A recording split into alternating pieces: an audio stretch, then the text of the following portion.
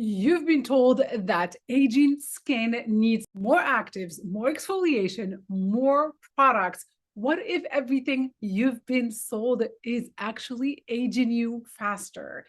If having to use so many products actually de-aged the skin or got rid of wrinkles, not a single person on the planet would have wrinkles given the amount of products that everybody's using now.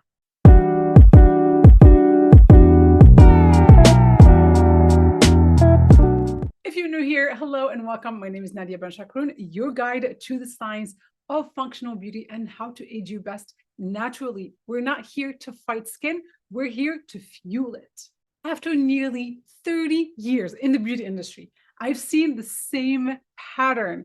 People spending hundreds of dollars every month chasing anti-aging results only to end up with thin skin, sensitized skin, and inflammation to the point where they cannot tolerate any more skincare. I've seen it time and time again. So in today's video, we're cutting through the noise. You'll learn what actually reverses aging, what's backed by research, what's safe for your barrier, and what to toss from your daily routine. And if you want more in-depth evidence-based guidance, become a member to this channel or a VIP on the beautydoctrine.com.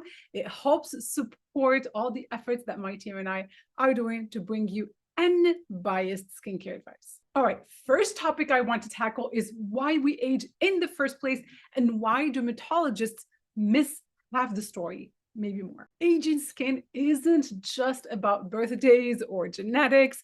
It is about energy loss. Your mitochondria slowing down, your collagen breaking down faster than your body can rebuild, and your lipid barrier losing its armor. And what are dermatologists telling us? They say it's the sun. They primarily blame it on the sun.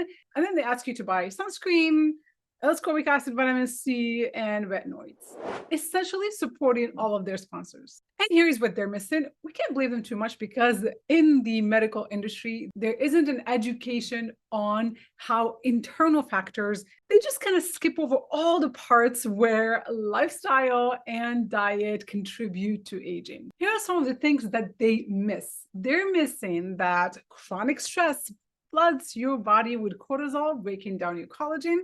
Lack of sleep lowers growth hormone, the molecule that repairs tissue. Sugar spikes literally caramelize your collagen through the process that's called glycation. And most of their recommendations, which are pretty harsh, all this medical grade skincare, keeps your skin in a constant state of inflammation, which is aging. So before you think you need another serum, we need to repair the foundation. All right, let's talk about light, the most underrated anti-aging tools, and how sunlight is very misunderstood. It's essentially the scapegoat in the anti-aging conversation. We've all heard it, avoid sunlight at all costs, and look where we are. We are indoors, surrounded with all kinds of artificial light. And those are the real culprits of aging, not sunlight that infuses us with vitamin D,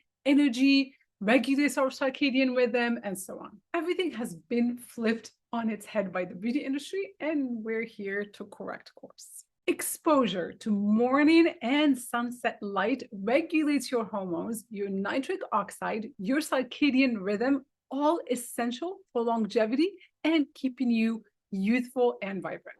So here's what I do, and I recommend you do as well. Avoid chemical sunscreens at all costs. They actually are introducing all kinds of toxic chemicals, hormonal disruptors, carcinogens into our bodies.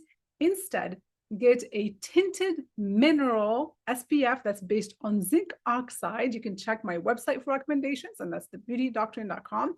Apply on the face and a non-tinted one on the neck, and then leave other parts of the body exposed, and go out there in the sun to get that vitamin D and get that regulation with the sun. And whether it's raining outside, whether you decide to be indoors or outdoors, whatever your routine is or your schedule for the day is, you cannot skip that mineral SPF because is protecting you even more when you are indoors, surrounded by your computer, your phone, overhead lights, and all these aggressors that are truly aging your skin. But not all artificial light is bad. There is one that's a game changer, and that's red light therapy. And I'm talking about red light therapy panels, not masks. I find them to be the future of non-invasive age reversal. I did a full video on the benefits of red light therapy. Do not miss it. I just posted it last week, and I will link it down below as well. But to quickly summarize some of the benefits of red light therapy,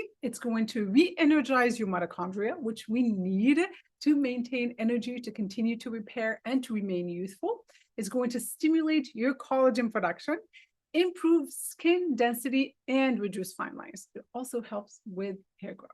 Red light therapy requires no downtime, no irritation, no gimmicks. That's truly how you age backwards, and no office appointments needed. You don't need to go in for that Botox or filler or all these things that have a long list of negative side effects. Now, let's talk about the method that I devised that puts your barrier first, because that's so important. If your barrier is compromised, you're always going to be struggling. You're going to be sensitized. You cannot benefit even from those expensive medical grade products you're being talked to by your dermatologist. Let's first establish if your skin burns, peels, or flakes. That's not progress. That's not anti-aging. That is trauma. At the Beauty Doctrine, I teach the TBD method of application, and that's a 5-step routine that heals, protects, and rebuilds your skin. And that's including your cleanser. They're so simple. I have a TBD method link in the comments below, but essentially it's a very gentle cleanse. That's how you always start, whether it's AM or PM. You follow by a mineral mist, then a water-based serum that has all your actives. We don't need to be layering a ton of different serums, just one. And the 4th step is going to be an oil-based serum that's going to trap that moisture and those actives into the skin. And the final step is to protect. During the day, protection means SPF. At night, protection means an occlusive or heavier type moisturizer that's going to seal everything in. There are a few other products that I would probably add to some of my clients depending on their concerns. So let's say they're fighting pigmentation. I might throw in an additional anti-pigmentation product with ingredients such as tranexamic acid or powerful niacinamide and so on. But when you stick to those 5 steps, you are guaranteed to be taking care of your skin well, as long as you are not going with mainstream products that are filled with fragrance, carcinogens, hormonal disruptors, irritants, and so on. So find my top picks on thebeautydoctrine.com. Now, let's quickly go through actives that work without destroying your barrier.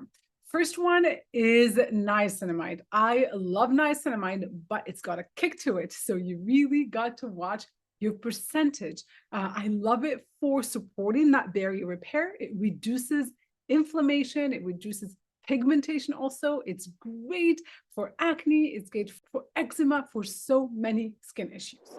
It has also been shown to reduce the effects of glycation, which causes that hardening of our elastin and collagen, reducing the sallowness that's attached to it as well. What is the sweet spot for a percentage? On my website, I added 3%, 5%, and 15%. 15% is pretty aggressive. I recommend that to solid skin for pigmentation. 5% is great. It's got some great peptides mixed in. And then 3% would be your choice if you are ultra sensitive, if you're just looking to repair your barrier. Next is lactic acid. It's one of my absolute favorite exfoliating alpha hydroxy acids. It's naturally found in our bodies. It's also hydrating. So our skin does well with it if it's in the right range. So it needs to be on the lower end. 5 to 7% is plenty. I've seen formulas on the market that are sold to consumers that are 30%. That is outrageous. That's just going to cause issues. So stick with a lower percentage. I love it in a mask such as Holy Bright. Also, mandelic acid can be really great. It's even more gentle than lactic acid. The next active that's phenomenal that I hope every single person is using because it helps anti-aging, pigmentation, protecting the skin from free radicals and so on. Although most of the formulations on the market have L-ascorbic acid, which is the harsh ingredient, it's the harsh vitamin C, it's also very sensitizing. So we want stable formulas such as THD or MAP. Next on the list is peptides. Peptides are kind of overhyped in the beauty industry. They're not going to replace Botox. They're not going to rebuild your bone, but they will help hydrate. They'll help plump and also support your elasticity. So they're skin allies, but not miracle workers. So instead of being fixated on getting those peptide serums, make sure to get enough protein in your diet and enough collagen. That protein and that collagen will break down into peptides within your body if you have a healthy digestive system. All right, next on the list are gram-active retinoids or Bakuchiol. I love these. Actually, these can be somewhat adjacent to miracle workers, especially gram-active retinoids, because they help with skin tightening, they help with cell renewal without inflammation or prescription retinoids. Again, if your skincare burns in order for it to work, it's not working for you, it's working against you. All right, I prepared a list of things that I just want you to skip. They are overhyped these days and they cost a fortune. And trust me, they're not going to do much for your skin. Exosomes, PDRN, and growth factors, all the hype I cannot believe. There's hardly any clinical safety data. There is a major regulatory gray zone with all three and the unnecessary risk with very minimal results. Next on the bad ingredient list is your hydroquinone and benzoyl peroxide. They both disrupt your microbiome, cause potentially rebound hyperpigmentation, and are toxic to your skin and to your body. The next ingredient that could potentially be the absolute worst, and because it's such a mystery, is fragrance or parfum.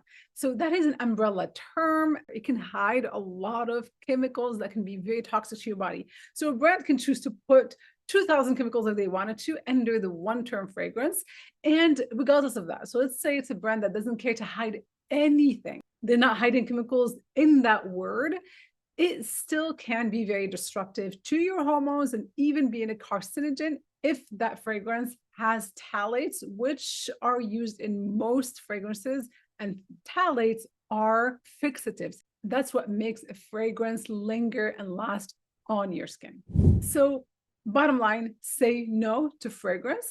If you see natural fragrance on there, and there are some products that actually make 100% natural fragrance that they use in their skincare products, those are made with essential oils. There is also an area where you have to be very careful. If they use citrus oils, they can cause pigmentation. Lavender oil can have hormonal effects, so I don't recommend it for males specifically because it's very estrogenic. So you have to really know what fragrance you're using. The other fragrance that can be really bad is musks. So you want to stay away from synthetic musks as far as possible. Next is synthetic sunscreens or those chemical filters. Many of them are filled with benzene, which is a known carcinogen. Many of them are known sensitizers also, especially if inhaled. So we want to stay away from those mist sunscreens. Easy switch here. Just go with mineral formulas that are in a cream formula that you can just apply onto the skin without having to mist it. And a tinted one is always better. Also make sure that your sunscreen filter is zinc and not necessarily titanium dioxide. And that's because zinc gives you broad spectrum protection. Titanium only protects from UVB. So you're still getting those aging rays that are the cause of wrinkles. They're still coming through. The next class of products I would avoid are aggressive peels or any type of over-exfoliation, microabrasions, anything granular on the skin. They cause a lot more harm, a lot more inflammation, and eventually can thin out your skin and promote hyperpigmentation. Another trend that's gaining steam, and I've been getting so many questions about it from my clients, is topical estrogen or using vaginal estrogen on the face. Estrogen is a hormone, you guys. In fact, when you start on birth control, that can be a trigger for melasma for so many people. And that's because of that high estrogen. It's very powerful. It doesn't mean we should skip hormone replacement therapy. I'm a huge advocate for it. It needs to be bioidentical hormones. I also prefer an estrogen patch that's going to support the entire body systematically, that's being monitored very, very closely by a talented professional. You need a practitioner that's trained in hormone therapy, you can't just go online and get one of those easily accessible estrogen creams. And you also want to start with slower doses, build in from there. All right, let's quickly talk about what to do instead of everything that I just listed. Well, we need to understand that age reversal is not a product, it's a practice, it's a lifestyle. Your collagen listens to your lifestyle more than a serum. So here's your anti-aging foundation. Eat enough protein, at least 1 gram per pound of ideal body weight. Add in about 10 grams of wild-caught marine collagen every day. Lift weights, do resistance exercise, yoga, and walk every single day. Sleep 8 hours if you can, as if your life depends on it, because sleep regulates everything and it allows regeneration of damaged tissue. Reduce sugar and carbohydrate intake because glycation ages you faster than the sun. Take high quality supplements that will keep you youthful, such as spermidine, collagen, one more time, omega-3 fatty acids, NMN, and magnesium. And of course, it goes without saying, use a clean skincare product that your body recognizes as nourishment, not as a punishment or a chemical experiment. So here's my challenge to you. Open your medicine cabinet tonight and count how many products are working against your skin. Pick up every single product, list or count how many ingredients are in there, and then just figure out what is the average ingredient number that you're using every day. And then Google some of them. And if you see ingredients you don't recognize, Google them. Google their safety. I'm actually working on a website. It's called the Beauty Doctrine Reviews. If you're ready to simplify, rebuild, or truly reverse aging from the inside out, hit the subscribe button and become a member at thebeautydoctrine.com. I have so many resources that I created that you can benefit from. Most of them are free. There are also paid courses. Together, we'll rewrite what anti-aging means. One barrier, one mitochondrion, one empowered woman at a time. Which ingredient or treatment do you think has secretly aged your skin the most?